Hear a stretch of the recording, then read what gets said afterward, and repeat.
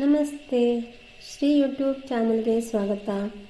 ಇಲ್ಲಿ ನಾನು ಹಲಸಿನ ಹಣ್ಣಿನ ಸೀಸನ್ನಲ್ಲಿ ಹಲಸಿನ ಹಣ್ಣಿದ್ದಾಗ ಮಾಡಲೇಬೇಕಾದಂಥ ಒಂದು ರೆಸಿಪಿಯನ್ನು ಹೇಳ್ತೀನಿ. ತುಂಬ ಚೆನ್ನಾಗಿರುತ್ತೆ, ಒಮ್ಮೆ ಟ್ರೈ ಮಾಡಿ. ತುಂಬ ಈಸಿಯಾಗಿ 10 ನಿಮಿಷದೊಳಗೆ ಮಾಡಬಹುದು. ಇದಕ್ಕೆ ಏನೇನು ಬೇಕು ಅಂತ ನೋಡೋಣ. ಹಲಸಿನ ಹಣ್ಣು, ಬೆಲ್ಲ, ಗೋಡಂಬಿ, ಬಾದಾಮಿ, ಕಾಯಿ ತುರಿ, ದ್ರಾಕ್ಷಿ, ಇದು ಗೋಧಿ ರವೆ. ಅದಕ್ಕೂ ಮೊದಲು ಸಬ್ಸ್ಕ್ರೈಬ್ ಮಾಡದೆ ನೋಡ್ತಾ ಇದ್ದರೆ ಸಬ್ಸ್ಕ್ರೈಬ್ ಮಾಡಿಕೊಂಡು ಬೆಲ್ ಬಟನ್ ಪ್ರೆಸ್ ಮಾಡಿ ಆಲ್ ಅಂತ ಸೆಲೆಕ್ಟ್ ಮಾಡಿಕೊಂಡ್ರೆ ನಾ ಹಾಕೋ ಎಲ್ಲ ವಿಡಿಯೋದ ನೋಟಿಫಿಕೇಷನ್ನು ನಿಮಗೆ ಮೊದಲು ತಲುಪುತ್ತೆ. ಇಲ್ಲಿ ಒಂದು ಪಾತ್ರೆಯಲ್ಲಿ ನಾನು ಡ್ರೈ ಫ್ರೂಟ್ಸನ್ನೆಲ್ಲ ಫ್ರೈ ಮಾಡ್ತೀನಿ.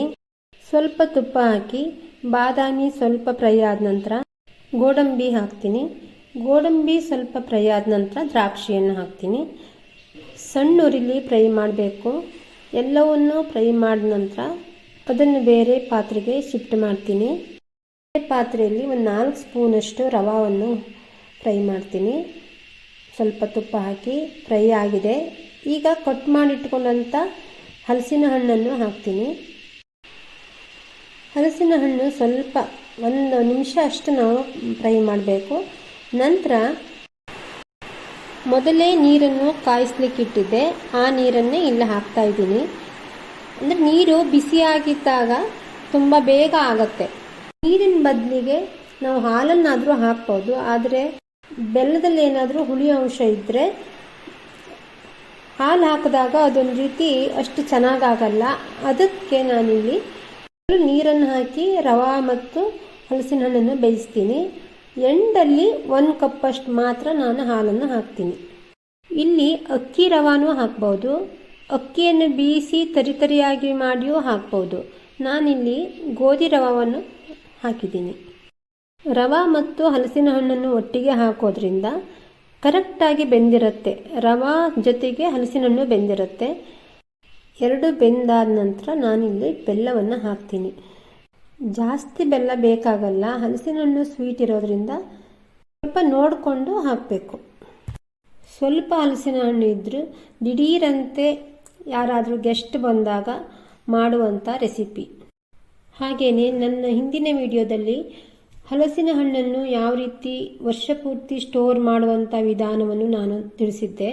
ಅದನ್ನು ಯಾರಾದರೂ ನೋಡಿಲ್ಲ ಅಂದರೆ ನೋಡಿ. ಸ್ಟೋರ್ ಮಾಡಿದಂಥ ಹಲಸಿನ ಹಣ್ಣನ್ನು ಸಹ ಇದೇ ರೀತಿ ನಾವು ವರ್ಷದಲ್ಲಿ ಯಾವಾಗ ಬೇಕೋ ಆಗ ನಾವು ಇದೇ ಥರ ಪಾಯಸವನ್ನು ಮಾಡಿ ಸವಿಯಬಹುದು. ಕಾಯಿ ತುರಿಯನ್ನು ಬೀಸಿಟ್ಕೊಂಡಿದ್ದೆ, ಅದನ್ನು ನಾನಿಲ್ಲಿ ಹಾಕ್ತೀನಿ. ಈಗ ನಾನಿಲ್ಲಿ ಕಾಯಿ ಹಾಲು ಹಾಕಲ್ಲ, ಡೈರೆಕ್ಟಾಗಿ ಬೀಸಿದಂಥ ಅಷ್ಟನ್ನು ಹಾಕ್ತೀನಿ. ಏನೂ ಆಗಲ್ಲ, ಅಷ್ಟು ಟೇಸ್ಟಿ ಇರುತ್ತೆ ಅದು. ಯಾವುದೇ ಪಾಯಸ ಆದರೂ ಚೆನ್ನಾಗಿ ಕುದಿಬೇಕು, ಆವಾಗಲೇ ಟೇಸ್ಟ್ ಬರುತ್ತೆ. ಇಲ್ಲಿ ಏಲಕ್ಕಿ ಪುಡಿಯನ್ನು ಹಾಕ್ತೀನಿ. ಟೇಸ್ಟಿಗೆ ಉಪ್ಪನ್ನು ಹಾಕ್ತೀನಿ. ಉಪ್ಪು ಹಾಕೋದ್ರಿಂದ ತುಂಬ ರುಚಿ ಬರುತ್ತೆ. ಇದು ಚೆನ್ನಾಗಿ ಕುದಿ ಬಂದಿದೆ. ಈಗ ಆಗ್ತಾ ಇದೆ ಪಾಯಸ. ಗ್ಯಾಸ್ ಆಫ್ ಮಾಡೋ ಟೈಮಲ್ಲಿ ಹಾಲನ್ನು ಹಾಕಿ ಒಂದು ಕುದಿ ಬಂದ ನಂತರ ಗ್ಯಾಸನ್ನು ಆಫ್ ಮಾಡ್ತೀನಿ. ಹಾಗೆಯೇ ಹುರಿದಂಥ ಡ್ರೈ ಫ್ರೂಟ್ಸನ್ನು ಹಾಕ್ತೀನಿ. ಈಗ ಗ್ಯಾಸ್ ಆಫ್ ಮಾಡ್ತೀನಿ. ಗ್ಯಾಸ್ ಆಫ್ ಮಾಡಿದ್ದೀನಿ.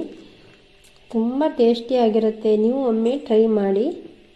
ನಾನು ಅಡುಗೆ ಮತ್ತು ಗಾರ್ಡನಿಂಗ್ ವಿಡಿಯೋಸನ್ನು ಶೇರ್ ಮಾಡಿದ್ದೀನಿ, ಯಾರಾದರೂ ನೋಡಿಲ್ಲ ಅಂದರೆ ನೋಡಿ. ಹಲಸಿನ ಹಣ್ಣು ಇದ್ದಾಗ ಒಂದು ಟೈಮಾದರೂ ನಾವು ಇದನ್ನು ಮಾಡಲೇಬೇಕು, ಏಕೆಂದರೆ ಇದೊಂದು ಆರೋಗ್ಯಪೂರ್ಣ ಪಾಯಸ ಅಂತಲೂ ಹೇಳ್ಬೋದು. ಏಕೆಂದರೆ ಇದರಲ್ಲಿರುವಂಥ ಪ್ರತಿಯೊಂದು ಐಟಮ್ಸು ತುಂಬ ಆರೋಗ್ಯಕ್ಕೆ ಒಳ್ಳೆಯದೇ. ಮಕ್ಕಳಿಗೆ ಮತ್ತು ವಯಸ್ಕರಿಗೆ ಏನಾದರೂ ಈ ಡ್ರೈ ಫ್ರೂಟ್ಸನ್ನೆಲ್ಲ ತಿನ್ನಲಿಕ್ಕೆ ಕಷ್ಟ ಅನಿಸಿದ್ರೆ ನಾವು ಮಿಕ್ಸಿಲಿ 1 ರೌಂಡ್ ಬೀಸಿ ಹಾಕಬೇಕಾಗತ್ತೆ, ತುಂಬ ಚೆನ್ನಾಗಾಗತ್ತೆ. ಸಕ್ಕರೆನೂ ಹಾಕ್ಬೋದು, ಆದರೆ ಸಕ್ಕರೆಗಿಂತ ಬೆಲ್ಲನೇ ತುಂಬ ಟೇಸ್ಟ್ ಆಗುತ್ತೆ. ಇಡ್ಲಿ ಮಾಡೋದಕ್ಕಿಂತಲೂ ಈ ಪಾಯಸ ಮಾಡೋದು ತುಂಬ ಸುಲಭ, ಯಾರಾದರೂ ಮಾಡ್ಬೋದು.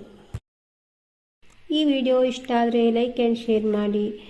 ಇನ್ನಷ್ಟು ಇಂತಹ ವಿಡಿಯೋವನ್ನು ತರಲಿಕ್ಕೆ ಸಪೋರ್ಟ್ ಮಾಡಿ. ಈವರೆಗೆ ಈ ವಿಡಿಯೋವನ್ನು ಪೂರ್ತಿಯಾಗಿ ನೋಡಿದ್ದಕ್ಕೆ ಧನ್ಯವಾದಗಳು.